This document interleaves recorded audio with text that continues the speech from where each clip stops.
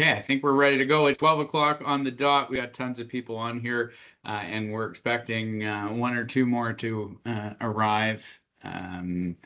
Very excited about this. Hopefully, everybody can see my screen. We've got the epic showdown, ChatGPT versus Copilot.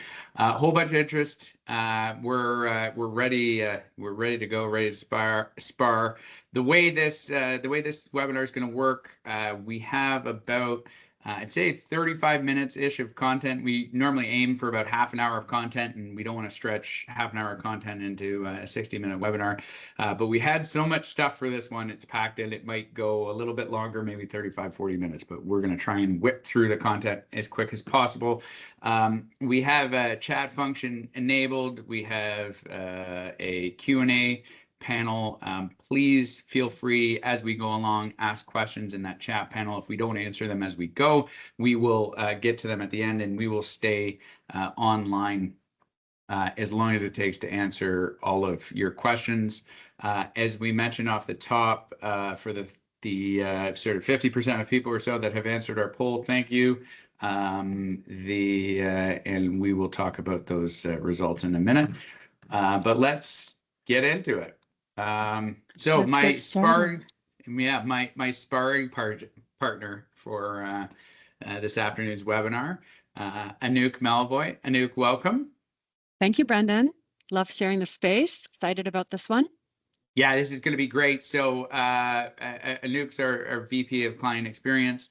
My name is Brendan Howe. I'm the CEO of Techify, and her and I spar on a regular basis. But funny enough, we get to do it in front of a whole bunch of people today and argue over which one's better, Copilot or ChatGPT. So it's gonna be super fun. Can't wait for it. Before we get into it, here's our next. We decided it's so much fun to fight. We want to have another battle. So we're doing another webinar next month. It is called the AI Agent Wars, ChatGPT versus Copilot. Which AI assistant really helps you build agents that work? We're moving to a world of an agentic world, empowering our businesses with all sorts of agents. And we're not allowed to call them bots because that's scary. So we're going to call them agents. And so our next webinar is going to be a fun one just before Halloween. So please, the QR code there, you can use that to register. Here is the plan for today. Anouk, what are we doing today? All right, exciting. So what we're going to do, Brendan, we're going to go through the biggest mistakes people make when thinking of both of these platforms. We're going to talk about Chat and Copilot and why it matters to talk about their differentials and how they can power you up differently. Then we're going to have an ultimate showdown. So we'll each share what we think are the main points that make our solution better. And then we will share with our audience who we feel wins.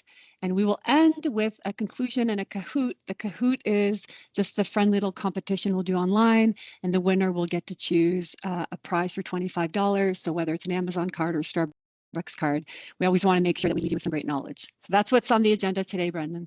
Yeah, Kahoot isn't just, it's not just fun for kids. Us adults can have some fun too. All right, so let's see what's happening out in the world right now. So I'm sure this isn't a huge surprise to a lot of people. ChatGPT's got over an 80% market share. They are by far the leader, 2.5 billion prompts per day. Copilot has much less market share right now, but it's used by 70% of the Fortune 500. So this is the kind of interesting thing that's going on, Bao, from a consumer, from an adoption, from a everyday use. All sorts of people are using ChatGPT, right? From a business use perspective, there's a lot of Copilot use. So I think that's why we've gotten so much interest in this webinar today. Here's the other thing we want you to consider as you're looking at this. So think back, for those of you that are old enough to remember the internet revolution, we had this interesting thing that happened. We had this powerful technology that was revolutionizing how we work. And we had these things called web browsers that people felt very passionate about. And they're like, I want my Safari, I want my Internet Explorer, whatever. And over the course of 20, 25 years, even you can see it over the course of 10 years, it dramatically changed what web browser we used and what web browser most of folks are using. So think about if you apply that history, apply it to today, we're trying to tap into this amazing power of AI. Right now, we're tapping into it. 80% of people are tapping into it with ChatGPT. That's probably going to change over the next few years. So don't get too wound up web browser you use or what chatbot you're using, because there's a good chance it's going to change, and you're gonna access these technologies differently. So the previous slide we showed a bunch of different. I focused in on ChatGPT and Copilot, but of course there's a bunch of other options. There's Gemini. There's Perplexity. Actually has a higher market share. I should have mentioned than Copilot, which I thought was kind of interesting. But then there's Claude, and there's all sorts of other stuff. So let's get into it a little bit. So let's talk about from an AI strategy perspective. We're all trying to figure out how do we transform our businesses? How do we transform our operations? How do we transform how we work? And what we're seeing is there's a big mistake that a lot of people are making. They're looking at AI as a technology tool. They're looking at it like an app. They're looking at it like, hey, this is just like my CRM system or my ERP system or my expense system or my whatever system. I'm just gonna subscribe and it's another tool. Well, you're limiting yourself. It's a limiting belief if you're looking at AI just as a technology tool. AI is a digital workforce. It's digital labor. This is a whole new way of looking at how you run your operation. So if you're looking at saving an hour here or there, you can continue to look at AI as a technology tool. If you're looking to transform your business and really transform how you operate and have a whole different level of impact, look at it as a workforce and take your org chart that you have your VP, you have your coaches, managers, that sort of stuff. And this is the org chart of the future, where we're going to be looking at what are the agents, what's the AI labor that is supporting each of our team members. So we're not going to look at it anymore that I hire somebody and they only have 8 hours in a workday. We're going to look at saying, okay, what are the agents? What are the digital labor? What's the AI that can support this person in their job? And how do we get people so that they can manage digital labor and they can achieve a whole bunch more? And then the org chart's going to fundamentally change. So if we're looking at transformation from an AI perspective, here's a high level, and then and Anouk's starting to get antsy, so we're going to get into our battle really soon. He's like, I want to fight. This stuff's too high level strategic. So I do have two brothers. I was trained well. Yeah. So this is the last. Here's the last bit from a strategy perspective. So think of AI as your house. So we want to be successful with AI. Data is our foundation. So if we don't think of our data, where it lives, how well it's organized, that sort of thing, at some point we're going to have a blocker in implementing AI and really transforming, because AI is that fuel data is that fuel for AI. So we need the fuel. We need the fuel for our AI. We also need to make sure we've got some structure, right? We've got some structure, guidelines. That's security and governance. That's our AI policy. That's our cybersecurity. How do we make sure we've protected the house? And then on the main floor is our level 1. That's the chatbots. We're going to talk a lot about chatbots today. And then once people are starting to get more and more familiar with chatbots, which we're seeing a lot out there, then we start getting into the agent world, and we get into level 2. Okay, so Anouk, where do we go next? I think it's time. I think it's time. It's time. All right, here we go. This is what we're calling the ultimate showdown. All right, I'll kick it off. Chat versus Copilot. We get asked this question all the time. Which one should I be using? Why should I be using one or the other? And this is probably the most exciting webinar I've prepared with Brendan and Hugo since I started at Techify, because it's such a relevant topic. I go to networking events, first thing people ask me, right? Which one should I be using? So let's do a deep dive. I'm going to kick it off with my first superpower.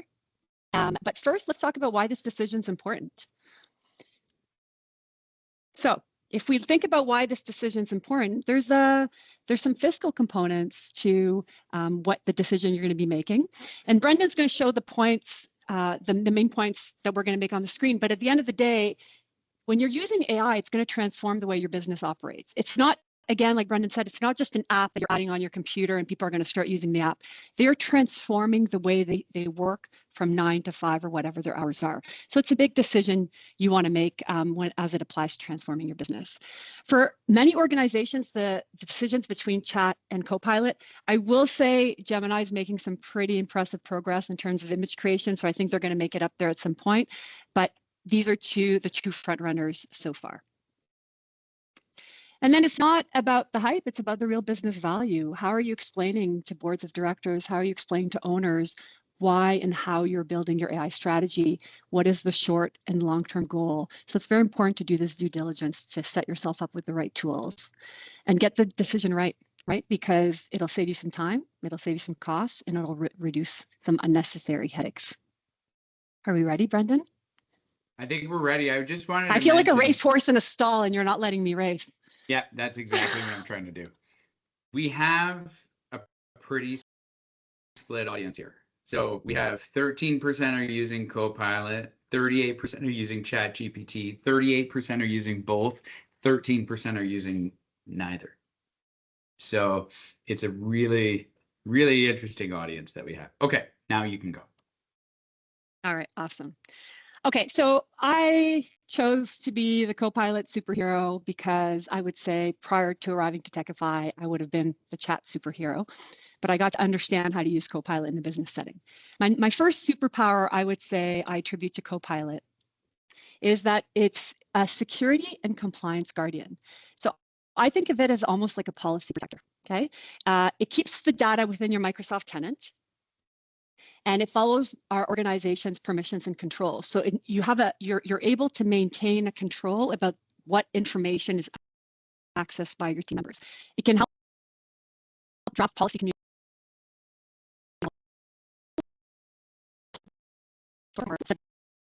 so important a lot of organizations and HIPAA. And then it will automatically inherit the Microsoft Purview policies for data governance. So I think of it as a digital teammate that's keeping me safe at all times. And I think for organizations, the thought of their intellectual data leaking is not a good look. And if you have questions about the enterprise data protection or zero trust policy, when you go into your Copilot, on the top right, there's a little icon with a green icon. You can click on it and it'll take you to the site that we're showing on the screen, and it'll tell you a little bit more about the security put in place. Microsoft has invested millions in making sure that everyone using this product stays safe. So Brendan, I'd love to see you match that. Wow, that's interesting. It's interesting that you should talk about that. Look, here's the thing with ChatGPT. Everybody's using it. We got the most people on this webinar using it. We have 80% of the market using it. So as business leaders, we want our teams to be using AI. And so we want people to be productive. So what's going to be the easiest way that we can get our folks using AI? Telling them to use a completely different platform and not the one they're using right now, or the one that they're using right now. I don't want to swim upstream. I want to just say, hey, folks, use ChatGPT. We'll give you a business license for it, and we'll incorporate you into our business account because that's going to enable them to use it more. What else you got? I challenge that the easy path is not always the path to success, but I'll keep you in the competition. I'd say Copilot for me is a smart productivity engine. So it can help draft emails for me. It can help summarize documents. That's a huge one. So how many times have you gotten a 40-page report and you're thinking, oh, what do I need to know? And then you and then you realize that you have 5 hours of reading ahead of you. You're able to summarize everything, understand the action items associated with you. It can analyze data for me and build dashboards. That's huge. We are very much a data-powered company at Techify. Our decisions are not based on emotion, they're based on data. So it helps me prepare for my leadership meetings, and it can help me with repeatable time-consuming tasks that take so much time. We all know putting together a PowerPoint presentation, creating a report, it can just boggle down the creativity we have. So that would be my second superpower, is that I feel it's a fantastic sidekick to my productivity. I'll pass it back to you, Brendan. All right, look, I think that's fascinating, but I don't think you can beat the reaction time in ChatGPT. It's just fast. You know, like we're all busy people. So when I'm working with AI, I want it to answer me fast. And if I need a short answer in 1 to 2 seconds, I can get that answer from ChatGPT. If it's a little bit more of a medium answer, it might take 3 to 4 seconds. The long explanations, they only take 7 to 12 seconds. It's just that responsiveness is really good. And at most, I'm waiting 30 seconds for something really long. But I just find sometimes when I'm using Copilot, it just takes a while, right? It's thinking, and I just don't have time. I want to get the answers I need. I want to get the information I need. I want to get it as fast as possible. For all our viewers, when your AI is thinking, it's called a hallucination in the tech world. And when your AI is having an hallucination, it's not necessarily negative because it's looking for the source. So you may be getting quicker answers, Brendan, but I would challenge you on the quality of the data and those answers every single time. All right. Well, what else you got? All right. My third one is, and I would say this is the one probably most of our viewers know, it's embedded in 365 applications. So most companies are Microsoft shops, and so they're using Word, Excel, PowerPoint, PowerPoint and Outlook and Teams. And so Copilot is embedded in all the day-to-day touch points you have within those applications. So when you're doing a search, there's no tab switching. Like, it understands exactly where to go to, and it can offer suggestions based on your actual work. Another thing I would say is it's really embedded into your day-to-day. So when you're having a Teams discussion with someone, again, and an Outlook conversation via email, it can gather all of it into one report, making it a lot easier to find what you need really quickly. So from a work perspective, the Microsoft integration to me is invaluable. It's a good, I think it's a good point. And I have used it. I have used it in Microsoft Word. I think it does creates some interesting documents and does some interesting things. Yeah, that's fair. It's a fair point. I've even used it in PowerPoint too. So the PowerPoint feature is pretty impressive. Yeah. Yeah, it's pretty cool. It's pretty cool the kind of presentations you can get it to do and get it going and stuff like that. Okay, so I see your point. I'm not going to focus on the Word and the PowerPoint side. I'm going to go in a little bit of a different direction. Let's talk about the answer quality. I just used both platforms beside each other, and I just feel like when I have these critical questions that I want an answer to, the quality of the answer is just much better. So just in case you can't see it, I went and I asked, are the Maple Leafs going to win the Stanley Cup this year? And well, ChatGPT sort of leans towards no. It's provided me a pretty, realistic answer. So, which I think is great. Then I go into Copilot and I ask the same question. I don't know. I just don't feel like I get the same quality of answer. Like, the answer is okay. And there's some interesting information here. But I just don't think it's quite as good. It's like a step away. And there's a reason for this. And the reason really is because Microsoft went and paid billions of dollars for access to the GPT database or the GPT engine. So Copilot, ChatGPT, they're based on the same underlying technology. What Microsoft's done is they've built their own plumbing to access it. So when you see a difference in the user interface and you see a difference in the quality of some of the answers and that sort of stuff, it's because the plumbing and the user interface and that sort of stuff are built differently. And I can just kind of tell you, sometimes it's just nicer to get the answers from ChatGPT. Yeah, a lot of people will say chat feels like you're talking to a bestie. The interaction is very friendly and warm and ease of use. That's a decent point, but I'd say my last one, which I think is still a very important one, is it's a kept in clarity for me. So it helps me navigate the chaos of my life. I think a lot of people can probably relate to Brendan and I. You know, you're juggling children, you're juggling an executive position or a demanding job, working long hours. And what Copilot does, it helps me prioritize what I need to do in the week. I can show up on a Monday morning and go to my Copilot chat and say, hey, what are my top priority items? Or was I mentioned in any meetings last week? Are there any action items that apply to me?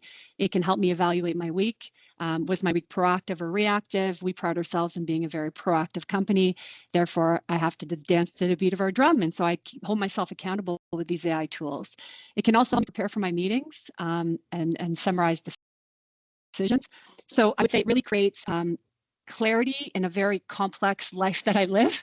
And so it helps me, empowers up my game. And I feel like it gives me some wings in the chaos that is my life.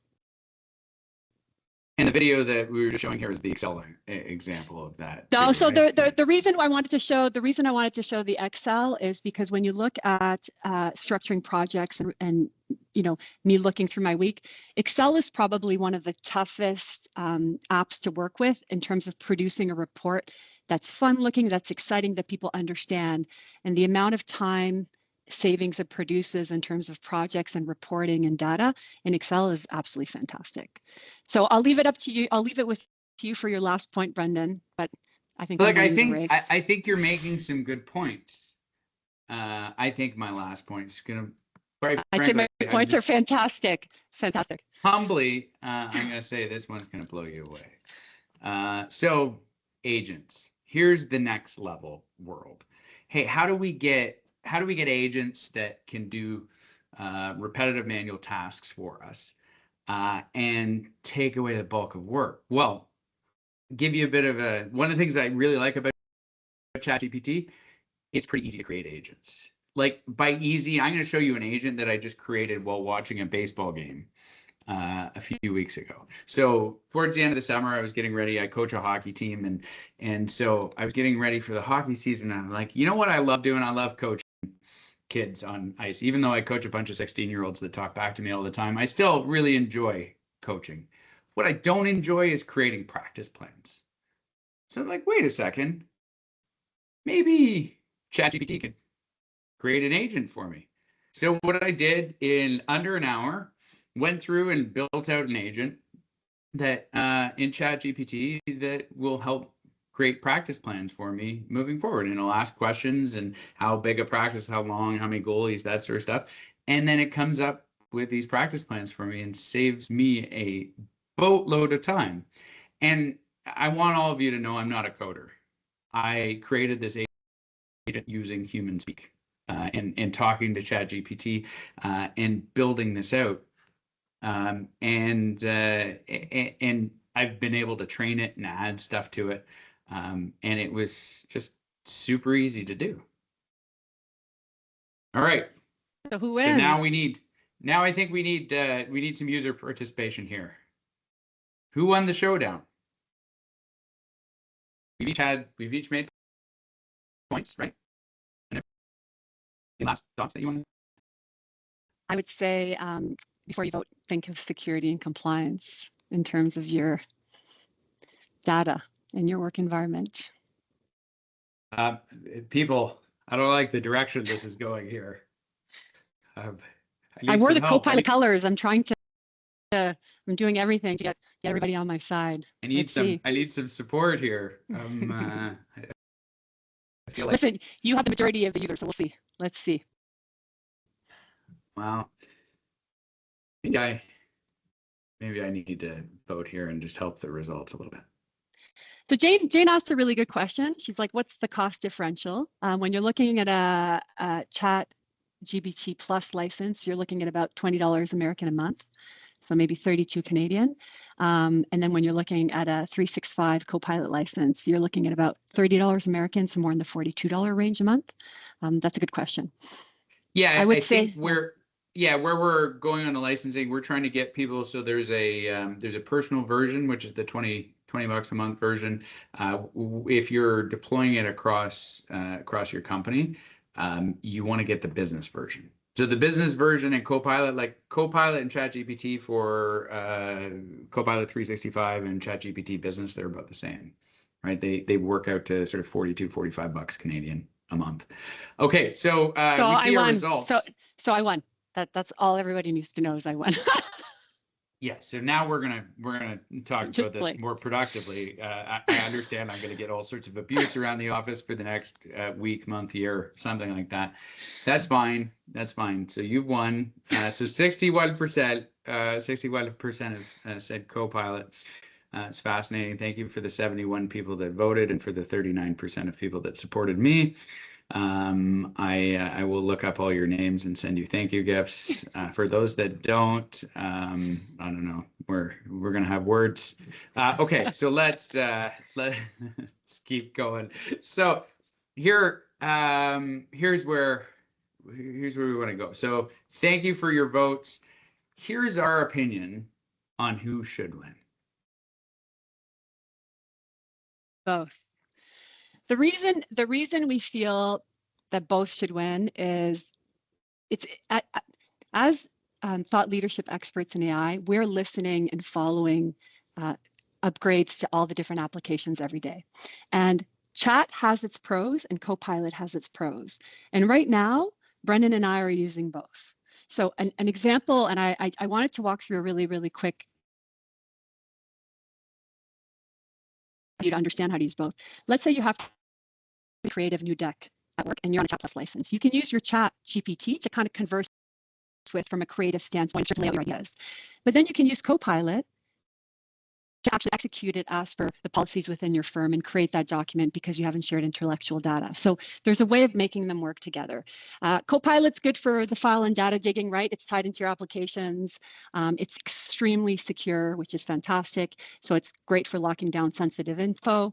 And then we'll let Brendan talk about what we think we should use Chat for. You want to explore big ideas. You want to create a board of directors of and have Jim Collins or Dan Sullivan or other leading, maybe Jeb Blunt, maybe authors that you really enjoy. You can create that in ChatGPT. That stuff that's sort of fresh content stuff you're drawing on more the outside world than your sort of inside data world. You can plug it into some tools if you're using HubSpot, Salesforce, stuff like that. There's an ability to plug it into those tools. There's an ability to do that on the Copilot side. But again, as Anouk was saying, there's such a big capability within the two of them. Let's not do an either or thing. Even though to get your attention, we did this whole webinar or this whole battle between the two of them.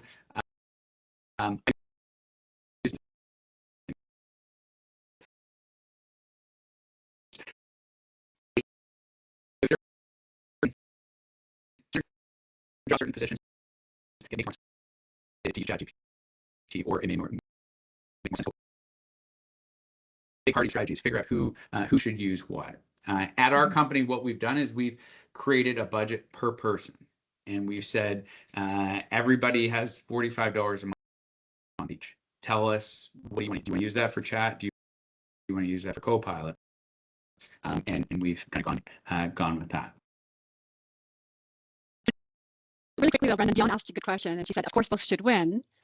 But you're dealing. We have a lot of non-for-profit clients, and sometimes people have limited funds. So if you have to choose one, which one would it be? My opinion, environmental use Copilot because it's tied in applications and you're capturing the data of your team. I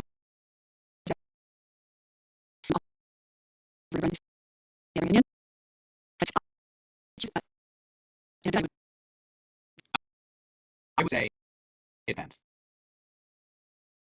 Depends on what you're trying to accomplish. I don't think it's as simplistic as I'm not just going to say, hey, you should use, if you explain to me what your position is and what you're trying to accomplish and how you're trying to deploy digital labor, then I can answer your question much more. But I'm doing that to be a bit provocative, because I want everybody to really evaluate, what am I trying to do? What am I trying to accomplish here before going? Because if you just go blanket Copilot everywhere, then does it make sense? The other point I'd like to make to you, and to everybody, is so think about your staff, your payroll. So we pay people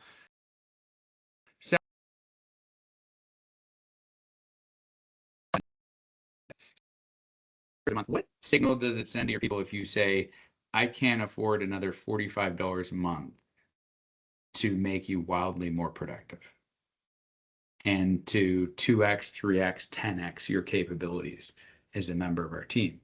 I just leave that with you to think about. Okay, we're going to come back. I see some other questions coming on here. We're going to keep going and just talk about some next steps in terms of where you go. Number one, really important, establish some boundaries.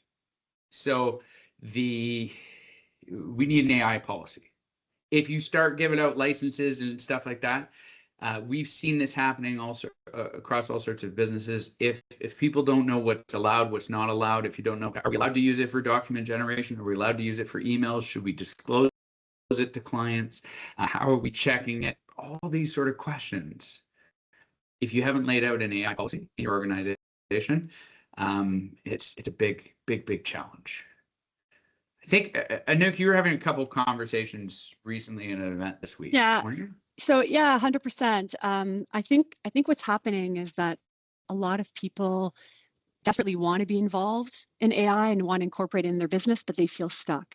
And when I was at the breast ball tournament on Tuesday, I was talking to a senior member of an engineering firm, and he was saying, "Hey, you know what? I love this AI stuff. Can we talk about it? I really want to get my team. I know some of them are using chat, and I don't really know. Can you teach me how to get them to use it? I think I'm going to take it on." And I said, "That's a terrible idea. You're an executive. You're already out of time. If you want to transform the way people work, you have to have support to do so, because you don't transform the way people work overnight. It takes 3 months to develop a new habit, right? In some cases, people have been working for 2 decades a different way." So I was explaining that the first thing he needed to do when he left there was to have an AI policy, because if it's the Wild West and people are using whatever tool they want, you could be having company data being leaked to the LLM and not even aware. So definitely a hot topic when I'm going to all these events. Yeah, and this is really the important part that we wanted to get to. You can have ChatGPT, you can have Copilot, but the most important thing to really transform your organization is to make sure that you have 3 things, which is the strategy, the structure, and the people. And it goes to what Anouk was saying with the conversation that she had. If you haven't created that strategy, structure, and people, then we're just throwing technology at people, and we're not going to be successful. We want to be intentional. We want to create a way. So here's what strategy looks like. A really strong technology and data strategy. So this technology strategy, your technology strategy needs to be proactive and strategic, not reactive, right? If you have an IT department or an IT company and all they're doing is responding to tickets and solving technical problems, but they're not doing anything proactive and they're not helping you plan or better utilize technology, it's going to be a blocker for AI. If you don't have a data strategy as part of that, what's your roadmap? What are you doing with your data? Is it clean? Is it organized? How is it going to be accessible and safe to AI? It's a big challenge. We need to identify use cases. So how are we going to, what are the manual repetitive processes that we're going to use AI with that digital labor to deal with? Then once we've identified those use cases, we want to have a plan. We want to have a roadmap, and we want to, where are we gonna go? Then we go into the structure. So that's the strategy. Then we go into the structure. Most businesses run on some sort of 3-month implementation cycle, whether it's rocks or initiatives or goals or just quarterly cycle.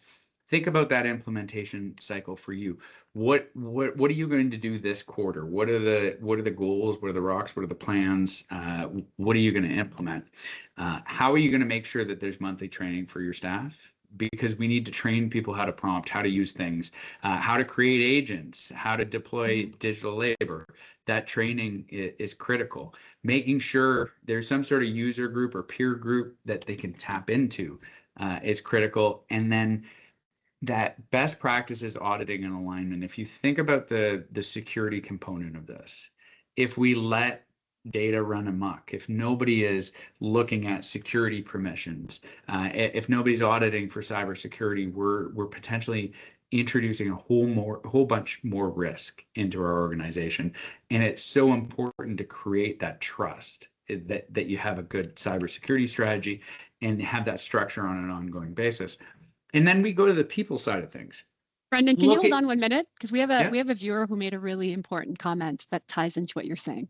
So Ryan mentioned, and I'm just going to read his post. The real problem is from an IT and security perspective. The reality is you don't really have a choice in a lot of instances, and a lot of people will tell, even if you only choose Copilot for your users will find a way to use chat anyways, using a free version, which is wildly insecure. So this supports what Brendan is saying, which is a free chat version is not protecting your company data. So thank you, Ryan. That's a really good point. Belinda, was this the slide that you want? Hopefully this was the slide that you wanted me to go back to, the overall strategy. So I just wanted to put a comment in. Okay, cool. She said yes, yeah. All right, got it. Okay, so we got the structure. Now we're going to the people. So strategy, structure, people. So as you're looking at your overall approach, strategy, structure, people, what do we mean from a people perspective? Okay, so here's what we mean. There's a new position out there. So most companies, and if you take Anouk's example with the engineering folks that she talked to, they didn't have an internal capability. They didn't have a technical leader. So this VP was going to take it on himself, but probably did not have the skills, the experience, the knowledge, that sort of thing. So there's this new role on the org charts called Chief AI Officer.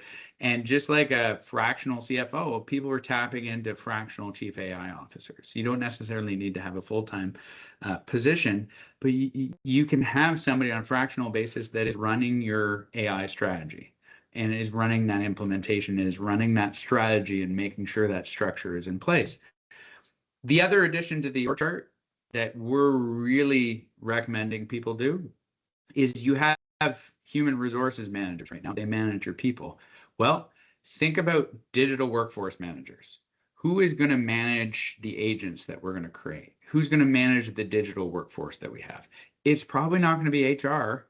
I don't think it's the same skill set. We need somebody that can translate, I want to automate this business process, into how hard is it to do and how can I do it securely? And we need somebody to manage and train that digital labor and make sure that it's improving and watch what it's doing. Is it making up stuff, or is it providing what we need to provide? Having a success team, we've seen this with a lot of clients, which is critical.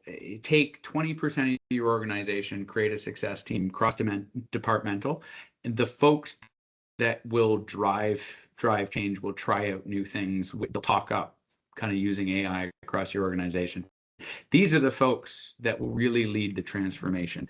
And then you've got to have that cybersecurity expertise, because if you start turning on AI capabilities, but the C-suite gets wind of a whole bunch of risks or sees risks to data and security and stuff like that, they're going to shut it down.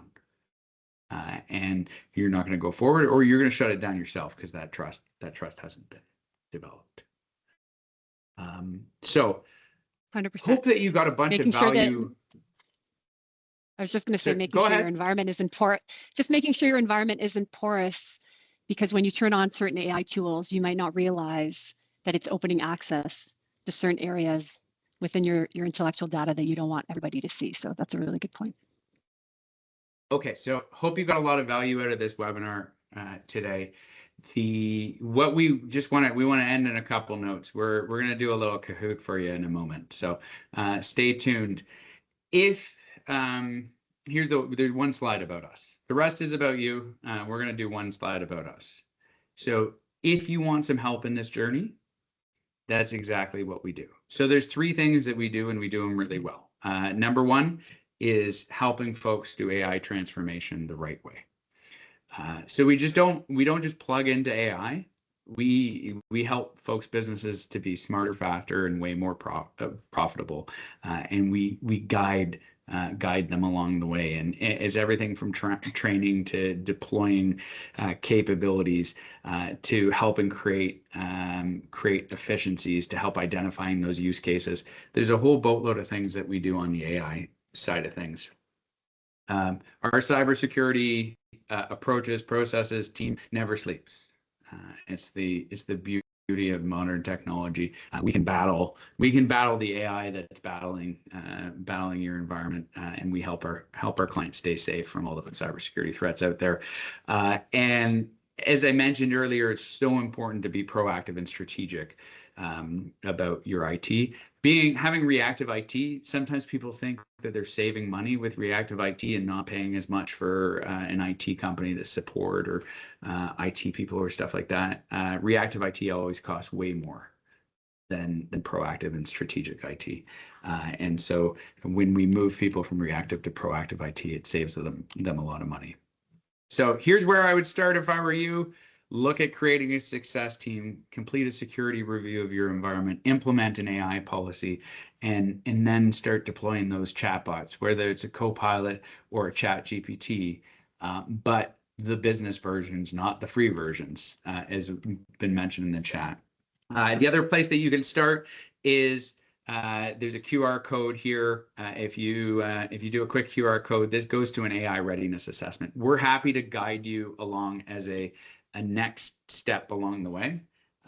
What we'll do is we'll assess your technology, your environment, where you are at as a business, and we'll give you some recommendations for the next step in terms of your AI adoption path. Every business is different. Everybody's at a different space. That's why we love what we do.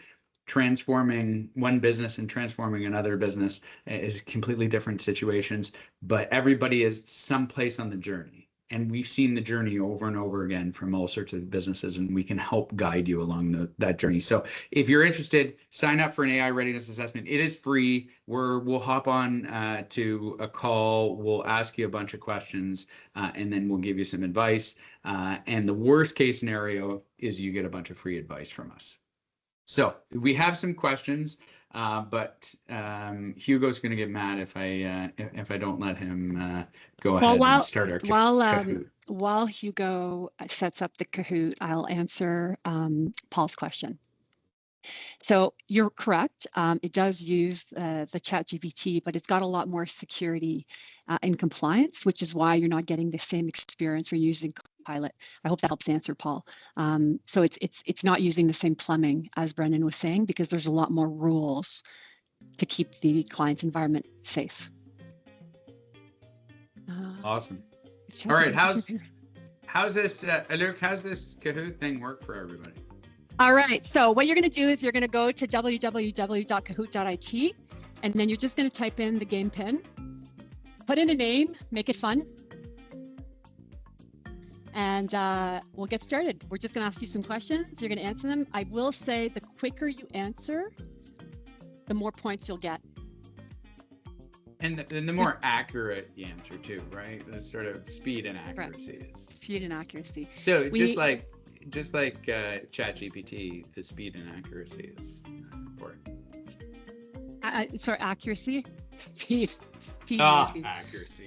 Maybe. Security. What's the big deal? I will say to those who weren't at our AI summit in June, we had 200 people, and we put together 4.5 hours of content, and I did not see the room light up the way it did until we did that Kahoot. I saw all these adults become children. It was awesome. So that's why we started incorporating them in our webinars. All right, looks like we got tons of people on. Let's get started here. You guys ready?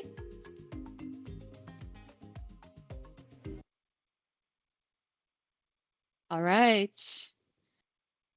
The epic showdown.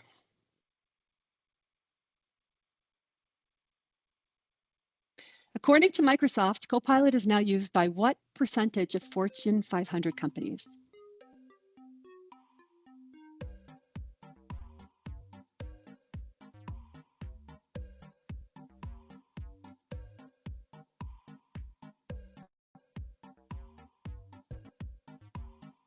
Let's see. All right, 29% got it right, 70%. Oh, we got a goat. I love this. I never thought of doing that. That's a great idea. All right, next one. As of today, which web browser has the highest market share?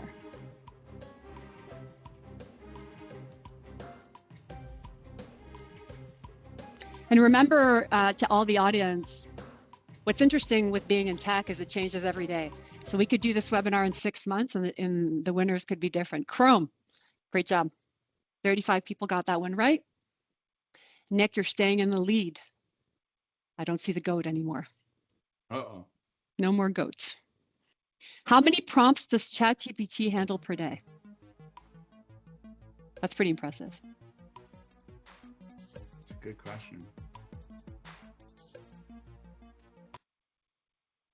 Awesome. 2.5 billion, excuse me. Yes, that's a lot, right? It's also very accessible, the free version. So Nick's still in the lead. Love this. Alexis in second, Ryan in third. Let's go to our next question. True or false? One of Copilot's biggest advantages is its ability to integrate with and pull from your Microsoft 365 environment.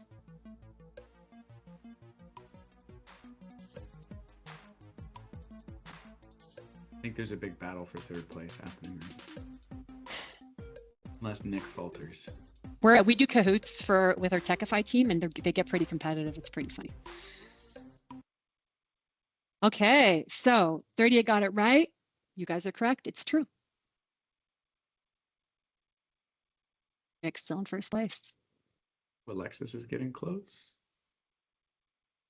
AI is not a technology tool. It is.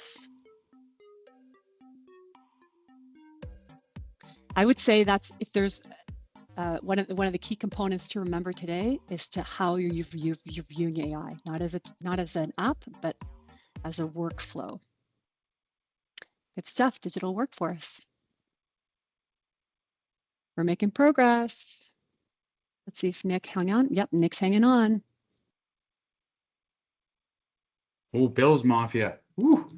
Willie's on the Willie's on the front. Come on, Willie. As of today, ChatGPT's market share with AI chatbots is.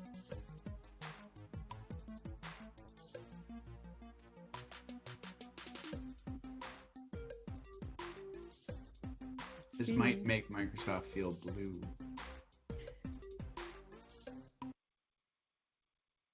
Slow and steady wins the race, Brendan. All right. Nick is still in first place. Two more. Two more left. Yeah, true or false? The three keys to AI transformation success are strategy, structure, and people.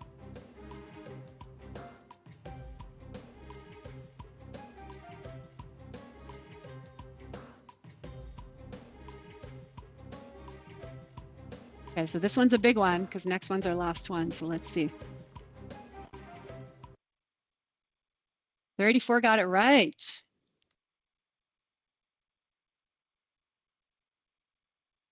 Nick, you're still there.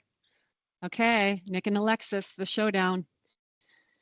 So final question, getting the ChatGPT versus Copilot decision right is important for businesses because it?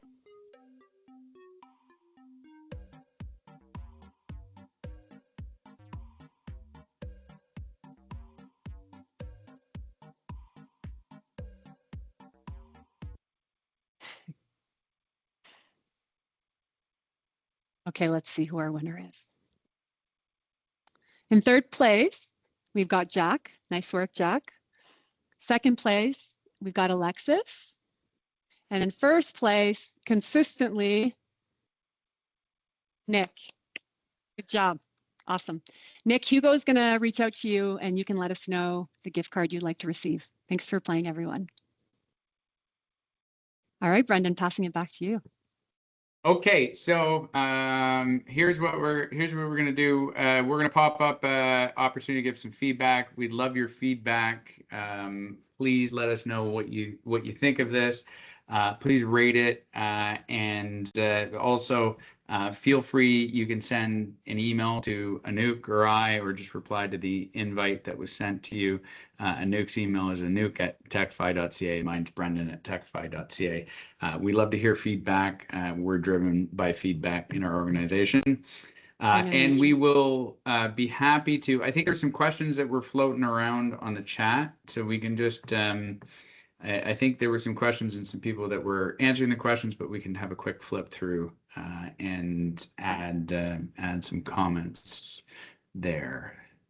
Anouk, where do you want to start? What I was going to say as well, Brendan, is if some people have dropped off and they have questions, we'll be reaching out to them to make sure that everybody's questions are answered. So right now we've got Ryan should come work with Techify, right? Answering questions for us, and he's doing a great job. There's also some good questions in the Q&A. So there's two people have been putting questions. Maybe we go to the Q&A one since Ryan helped us answer a bunch of questions. Yeah, let's go to the Q&A, and then whatever's not answered, Brendan will reach out to the participants. Okay, so Nicholas, I don't know if this is the same Nick that won. Based on your conclusion, if we use both and we do not explore the idea of purchasing both, what are the warnings you would give to use free ChatGPT to get the big idea off the ground and then use the paid version of Copilot to drive it home? Okay, here I would not do that. My recommendation, I think our strong recommendation, do not use the free ChatGPT version. It does not have the security. You'll have really concerned about learning. You can't implement a single sign-on with the rest of your environment. There's a whole bunch of security considerations. I understand people are worried about the price of these licenses and stuff like that, but you're better off to take a small group, like take 5 people in your organization and start them going with Copilot or the paid version of ChatGPT, and then have them show it to other people and use it to build some momentum. Next question: do you have a policy template on using both for an organization in the types of examples you've listed, in what to use ChatGPT for and what to use Copilot for?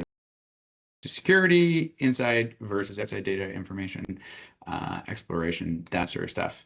Anouk, do we have a policy template that we can help people with?